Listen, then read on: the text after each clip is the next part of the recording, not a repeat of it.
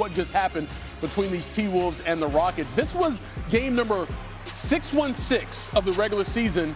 There's a total of 1,230, so we're officially past the midway point. There you go. Do the math, Briscoe. That was Sengun to Durant to Jabari Smith, and then Durant here. Rockets up 8 after that free throw through traffic. KD still getting it done. Less than 8 minutes to play. Oh, Butter with the pull-up 3. Less than 2 to go. Rudy Gobert sets up Julius Randle. So the Wolves are down just 3. And then Randle here loses it. Going the other way. And the Rockets hang on to win it 110-105. And that's a win they needed because they had not gotten off to a really good start here in the month of January. Well, you know who owns the team, right? Well, on the court, though, I think it's Kevin Durant, averaging 27 points per game against the Wolves in his career. Only player with a higher scoring average against Minnesota, Michael Jordan. Not a bad average.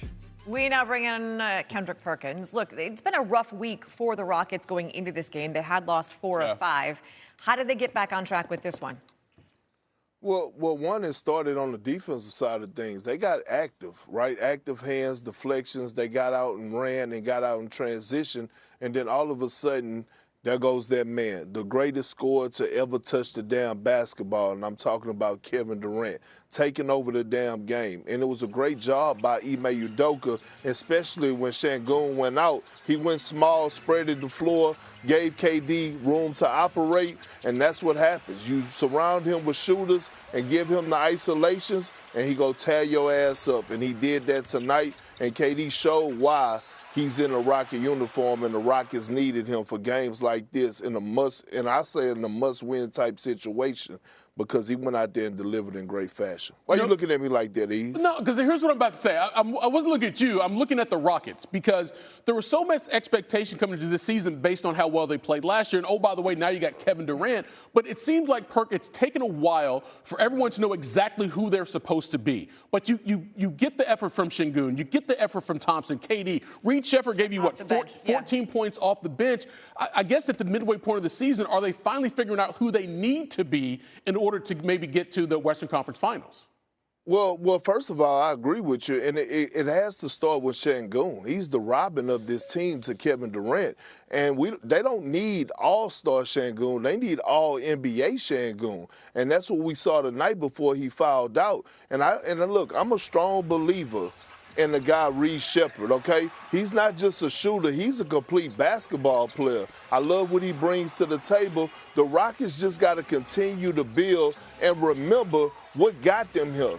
Like last year, they established a culture at the beginning of the season. They was rolling because they were known for being a physical team. They were known for locking up guys, hanging their hats on the defensive side of things. So what we saw tonight is guys being stars in their role. And if they continue to build and continue to play like this, then they'll get back to the top where we think they belong, up there with the likes of OKC, Denver, and the San Antonio Spurs. All right, Perk, look, I know I have my shirt open tonight, but it's RJ that looks at you sideways, not me. I don't look at you sideways like that. That's only RJ.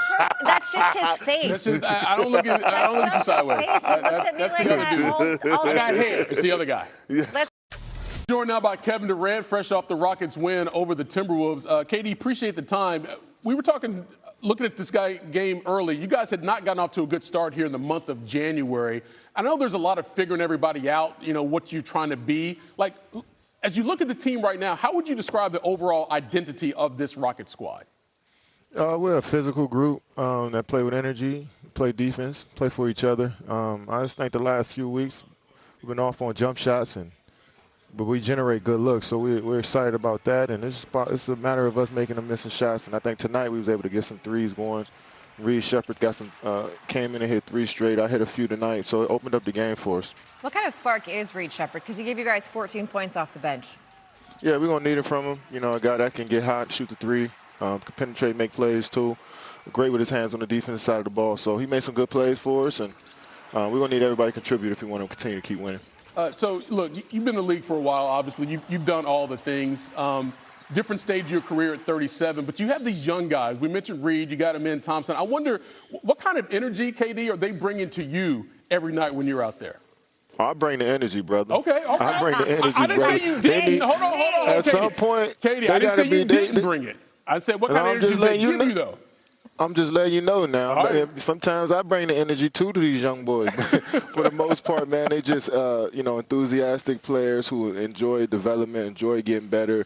I feed off that energy every single day. It's just a joy getting up to see these young guys who just want so much in the league and so excited to be in the league and on the opportunity to do some good things on a big team this year. So. The energy is, we reciprocated. I come in with energy, they come in with energy, and, we go out there and do it together. Can't believe you're questioning that man's energy. That's not what I said. See, it's not what I said. I'm just joking. Don't let him off the hook that easily. All right, I do have one last question. It is very vital. I need this information because, look, you spent time in California and Arizona. Now you're in Texas. Mm-hmm. What's better, In-N-Out or Whataburger?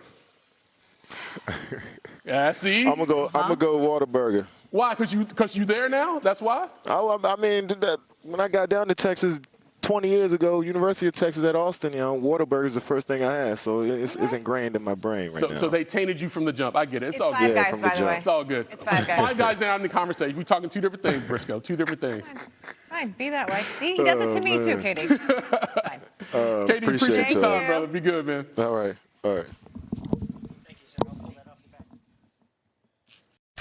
Because that was also really good. Tim Legler out there ringing the bell. Joel Embiid and the Sixers doing the hosting of this one. Embiid was really good to start this game. 4 of 7 shooting, 13 points in the first quarter. That's actually the most points in the first quarter that he has had all season. At the break, Sixers had a lead. They were up 7. Let's go to the third, shall we? Sixers now lead by 4. Paul George, Embiid to the corner. That's a 3. No one near him. 33 points, extending that lead for the Sixers to 7. 2 minutes to play in the third. Cavs still down 7. Naquan Tomlin catching it down low. Embiid definitely took that one. Cavs down 7 after 3. 4 got fun because the game's now tied at 102. Tyrese Maxey. What can he not do? Defense, offense, some yoga in the air. Sixers up 2. Shortly after that, it's now a 5-point game, and it's Maxey again. Not quite as acrobatic that time, 7-point lead. 3 minutes left. It's 111-104. Donovan Mitchell, Jalen Tyson. That's for 3 to cut the game to a 4-point lead. Next Cavs possession. This time it's DeAndre Hunter. Like they're dunking all over Embiid in this game. Joel. And he just stares at him.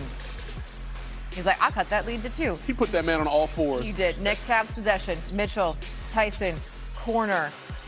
That man had a career high 39. It's an 8-0 run for the Cavs. Maxey trying to just give me something. Hit that one to tie it at 115. 8 seconds left. Cavs inbounding. We're at the other end. Tyson takes it inside, finds Evan Mobley.